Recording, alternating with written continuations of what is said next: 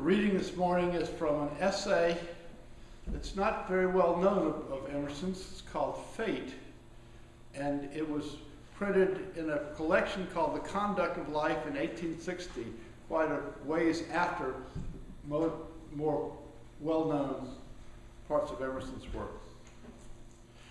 And in the first sentence, there's this word melioration. Any vocabulary geeks want to try that one? Melioration, it means it's getting better. We now say amelioration, but I guess in the 19th century they left off the A. Fate involves the melioration. No statement of the universe can have any soundness which does not admit its ascending effort. The direction of the whole and of the parts is toward benefit and in proportion to the health. Behind every individual closes organization. Before him opens liberty. The better, the best. The first and worst races are dead. By this races, he's really talking about species, animal species. The first and worst races are dead. The second and imperfect races are dying out or remain for the maturing of higher.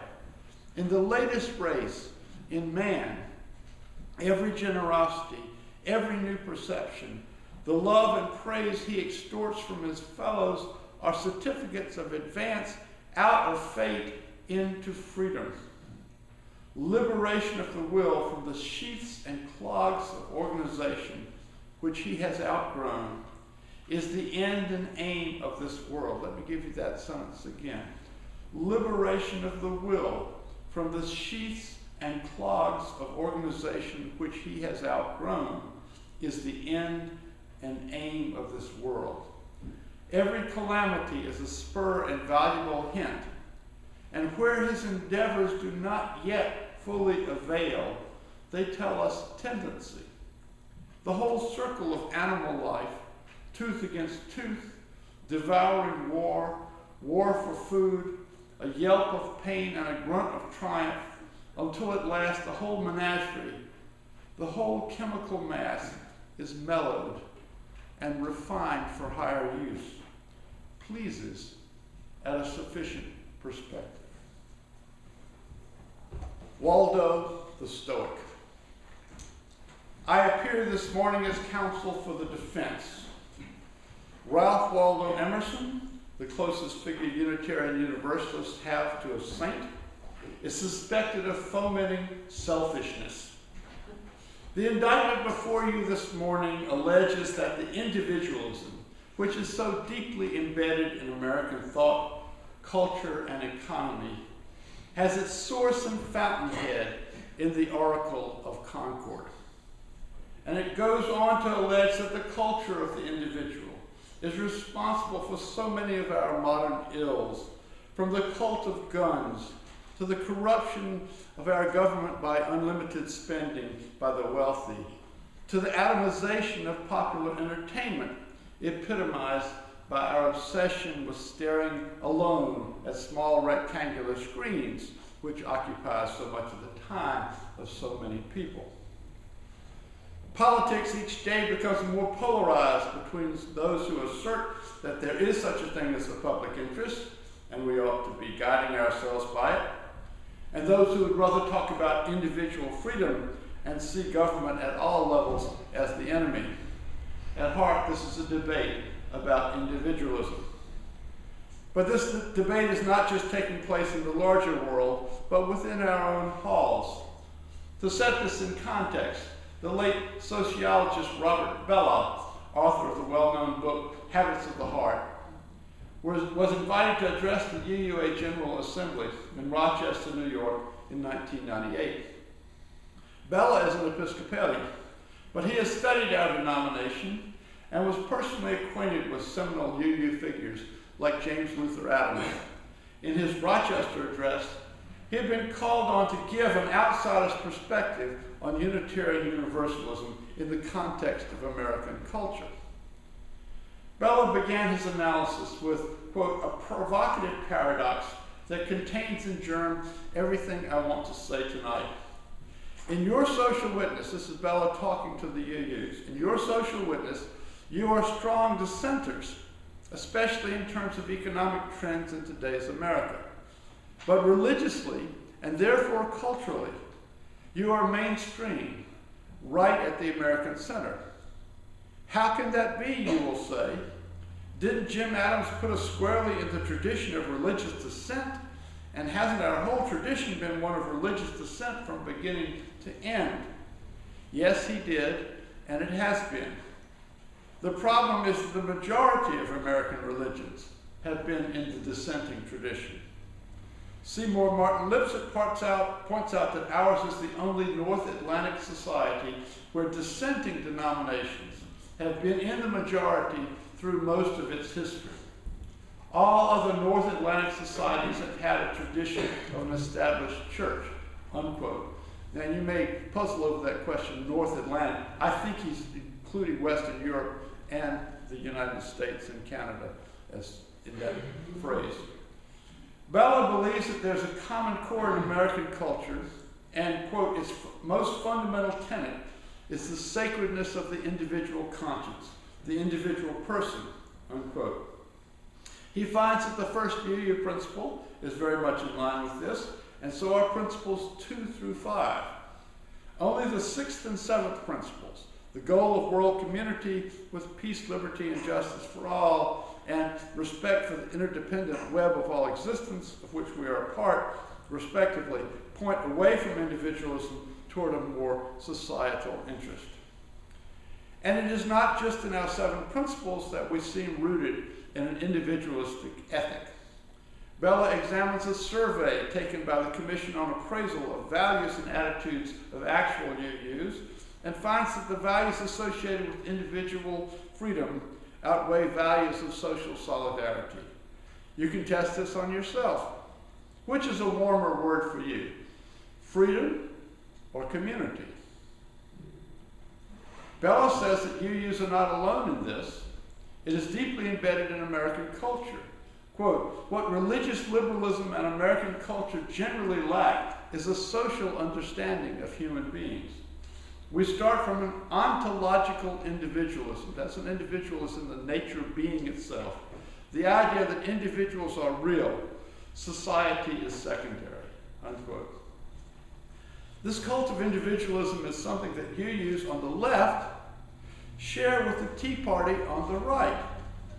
Bella cites a then recent article which argues that the Cultural Revolution of the 1960s, which was comprised of civil rights, women's rights, gay, lesbian rights, and peace movements, and its seeming opposite, the Reagan economic revolution of the 1980s, were both based on a concern for individualism and autonomy. Now that's kind of hard to wrap one's mind around. But there it is, there's the indictment. UUs today stand accused of radical individualism, but where does this really concern my client, Ralph Waldo Emerson? Is he really the source of this deep stream which affects the whole of American culture, not just our tiny part of it? The principal evidence for the prosecution will be Emerson's essay, Self-Reliance, words which come back to me from Miss Jeffcoat's English class in the 11th grade. Whoso would be a man must be a nonconformist. Nothing is at last sacred but the integrity of your own mind. Absolve you to yourself, and you shall have the suffrage of the world. No law can be sacred to me but that of my own nature. Good and bad are but names very readily transferable to this or that. The only right is what is after my constitution. The only wrong is what is against it. A man is to carry himself in the presence of all opposition as if everything were titular and ephemeral but he, end quote. The prosecution will argue that it is but a short step from these words, divorcing the individual from social responsibility, to Nietzsche's assertion that certain individuals are beyond good and evil, to the totalitarian philosophies of fascism and Nazism, worshiping the strong men, to Ayn Rand and today's neoconservatives concerned only with piling up more money for the 1%. But on behalf of Mr. Emerson, my plea to this charge is mistaken identity. Emerson was not a closet fascist or a free market neocon. He was a closet Stoic. Remember the Stoics? I know it was a long time ago, 3 or 4 millennia, if I remember correctly, before Saturday Night Live, even before Fibber McGee and Molly. They started out in Greek philosophy, but then got taken up by the Romans. Cicero, Seneca, and even the Emperor Marcus Aurelius are counted as Stoics. When we use the word Stoic or stoical today, we usually mean someone who doesn't react visibly. If someone loses their job or marriage or has a bad diagnosis from the doctor and just shrugs it off, we say he or she is being stoical. I'm all right, Jack, says the man whose doctor has just given him 2 months to live. We have been reminded of how stoical you need to be to live in New England in these last weeks. You can't do anything to prevent Mother Nature dumping snow on snow on snow on your driveway, roads, and roofs. You have to accept it with a certain amount of resignation. But I will call as witness for the defense Professor James Wolfel, philosopher at the University of Kansas, who has published a 2011 article on our Waldo as a Stoic, entitled The Beautiful Necessity, Emerson and the Stoic Tradition. First, as to what the Stoics were about, Professor Wolfel says the philosophy was based on monism, M-O-N-I-S-M, the idea that everything came from one substance. Quote, monism refers to the belief that everything is the manifestation or emanation of one ultimate or supreme reality. In ancient Stoic monism, the source of all being is characterized by consciousness, purpose, and will. The Stoics quite flexibly refer to this divine source by a variety of names: spirit, or pneuma, fire, mind fire. Fire was a natural element that symbolized reason. God, Zeus, nature, reason, or logos in Greek, providence, and even fate. Stoic monism, so these are all names for this force that rules the universe, this one force from which is the source of everything. Stoic monism, like monisms generally, when categorized as their idea of God, is a version of pantheism. God is to the universe as the human soul or mind is to the human body. The universe is like a great living body in which all the parts are interrelated, so that what happens in one part affects what happens elsewhere. The divine reason unifies, pervades, animates, and directs the whole. Unquote. Another aspect of Stoicism was that the individual human soul is a manifestation of God within. Quote, the human being is a microcosm of the cosmos, a reasoning mind united with a physical body. As Seneca writes, the place which in this universe is occupied by God is in man the place of the spirit. What matter is in the universe, the body is in us. Unquote. But speculation about these ultimate realities is not the main business of philosophy to the Stoics. The main reason to pursue philosophy is to discover how we should live our lives. The Stoics held up Socrates in his final speech in the Apology as a great example of how we should live. He's drinking the hemlock and discussing what should be the purpose of life. He lives committed to the pursuit of virtue and calm, and fearless in the face of opprobrium and death, a stoical ideal. For the Stoics, ethics is based on virtue. Quote, the goal of life for individuals is happiness, but we don't achieve happiness by pursuing it, as Epicureans argue, but by cultivating virtue. Virtue is attained, in the words of Seneca, by living in conformity with nature, which means following the rational law of our being, the divine reason or logos that grounds and pervades the universe, unquote. And at the heart of virtue is the mastery of the self. Quote, the Stoics called it apatheia. It meant that one is master instead of slave to one's sensations and emotions. One seeks to achieve an inner detachment and tranquility. The modern term apathy is somewhat misleading, since it's a negative term, suggesting inner passivity or indifference, rather than the positive idea of inner equilibrium or self-control. So Stoics believed, unquote. So Stoics believed in self-denial not as an end in itself, but as a means of freeing us from being enslaved by our appetites. I've been testing this week with a Lenten resolution to avoid processed sugars. It's hard to give up the old urge to scarf up chocolates, but it does instill a feeling of freedom. And the whole idea of Lent is kind of a stoical Christian construct. In the Bible, there really wasn't a period of 40 days in the wilderness before Jesus' passion and execution. That sort of got lumped together by the church sometime in the Middle Ages, that 40 days of which in the Bible is the beginning of Jesus' ministry in all the Gospels. So they made it into this time of self-negation, of fasting, because look at the weather. The weather doesn't give you a lot of abundance around this time of year, so you might as well fast. The pursuit of virtue was individual, says Wolfel, but the Stoics were not hermits, for they, quote, saw human beings as inherently social, and the wise person's sense of duty to the self is the inward side of an outwardly directed sense of duty to others, to family, friends, slaves, the state, and even the world. Marcus Aurelius observes that the good of a rational creature lies in a community. It was the Stoics who gave us the term cosmopolis, the universe city, and the idea of cosmopolitanism, that every individual, a reflection of the divine reason, is not only a member of his natural, political, and religious affinity groups, but also, and supremely, a citizen of the world, a member of the universal human community. Now, with that sketch of the Stoics, I want to bring us back to Emerson. Professor Wolfel notes that Emerson, quote, belonged to the tradition of philosophical idealism, and the deep and abiding source of his idealism was Plato and the Platonic tradition.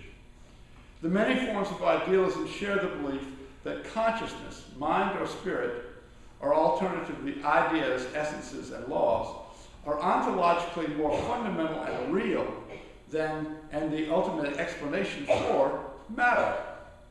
So, consciousness, mind, or spirit are more fundamental and real than matter. Emerson was furthermore a monist and a pantheist, and here his main influences were Stoicism and Neoplatonism. Everything is the emanation and expression of one reality, which Emerson, like the ancient Stoics, characterizes variously as spirit, law, mind, reason, God, the oversoul, being, or the one, but always with the reminder that it transcends all description. He writes in The Transcendentalist, mind is the only reality of which men and all other natures are better or worse reflectors.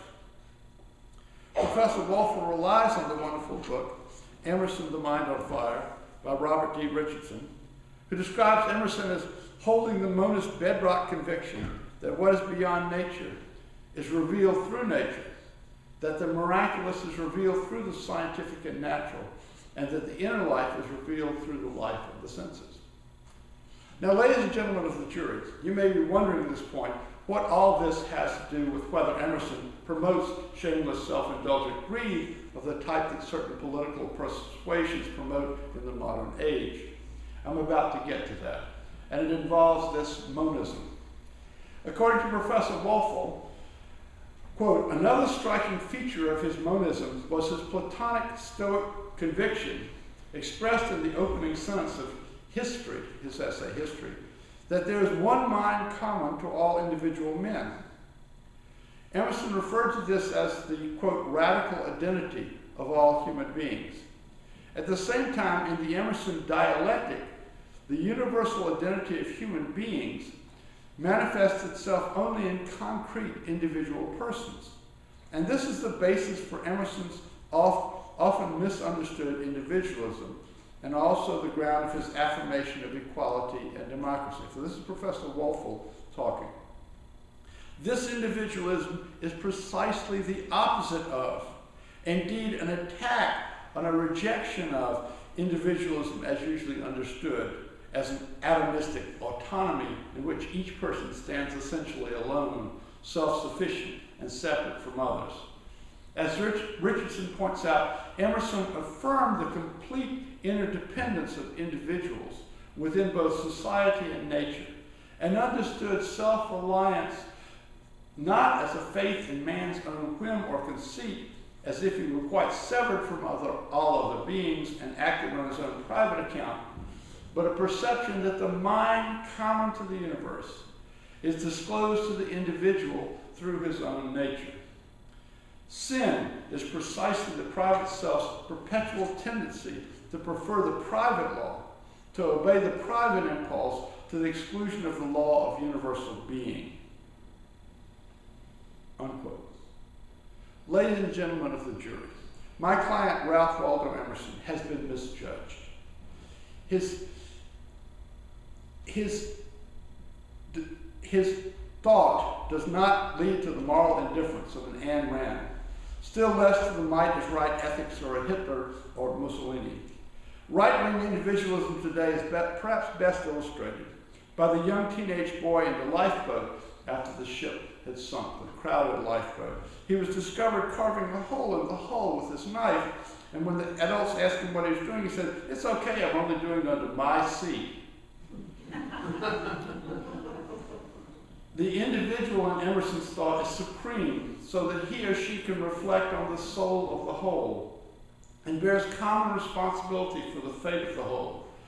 Toward the end of his writing life, Emerson published an essay called Fate, which is not included in many of the editions of his collected works, but is available online.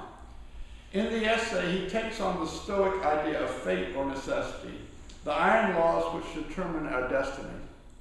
He goes to great lengths to describe how these laws of nature control our lives, but then he says there's another force which contradicts fate. What can prevail against fate is thought and will. These provide a path to freedom. Quote, "Nor can he blink the free will. To hazard the contradiction, freedom is necessary. If you please to plant yourself on the side of fate and say fate is all, then we say a part of fate is the freedom of man. Forever wells up the impulse of choosing and acting in the soul. Intellect annuls fate, so far as a man thinks he is free." Unquote. Through thought, humans can be the masters of necessity. Emerson cites the example of steam. For most of human history, potters and coopers making vessels in which liquids were heated had to make holes in the top to allow the escape of steam. Otherwise, you would have disaster. It was a destructive force to be feared. But then visionaries like Watt and Fulton came along and said, steam is not the devil, it might be God. That is, they figured out a way that the power of steam can be harnessed to make an engine run across the landscape. Steam, quote, was the workman they were in search of. He could be used to lift away, chain, and compel other devils, far more reluctant and dangerous, namely cubic miles of earth, mountains, weight or resistance of water, machinery, and the labors of all men in the world. And time he shall lengthen and shorten space. Unquote. In sum, says Emerson, history is the action and reaction of these two, nature and thought, two boys pushing each other on the curbstone of the pavement. Emerson concludes his essay with an appreciation of this fate or necessity and its intricate beauty in yielding to the inquiries of thought. Quote, "Let us build altars to the beautiful necessity, which secures all that is made of one piece, that plaintiff and defendant, friend and enemy, animal and planet, food and eater are of one kind. In astronomy is vast space, but no foreign system. In geology, vast time, but the same laws as today.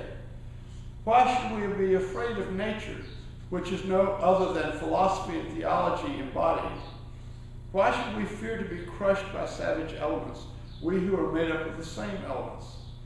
Let us build to the beautiful necessity, which makes man brave in believing that he cannot shun a danger that is appointed, nor incur one that is not.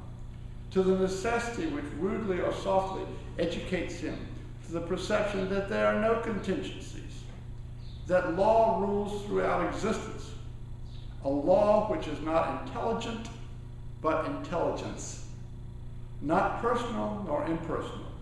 It disdains words and passes understanding. It dissolves persons. It vivifies nature, yet solicits the pure in heart to draw on all its omnipotence. End quote. Don't you just love that description of what some might call God, a law which is not intelligent, but intelligence? We might think of this as we dig ourselves out from this white blanket. We cannot prevent the snow, but we have engines that can drive plows and free our streets and sidewalk from it.